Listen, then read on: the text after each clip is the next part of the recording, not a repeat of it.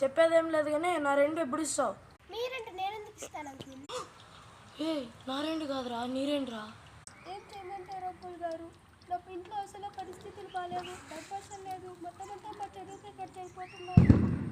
ఏం చేయమంటారు అంకుల్? మీరు నాకు దిక్కు, వచ్చే నెల కడతారు. సంబంధం లేదు, నేను వచ్చి ఇప్పుడు మీ ఇల్లు చూస్తా. సరేలే, నువ్వు జరుగు. సరే పద బాబు. సరే అంకుల్. అదేంటది? సర్లే, ఎన్నెన్నో అనుకుంటే మళ్ళీ జరుగుతాయండి. ఇది కుక్కరా?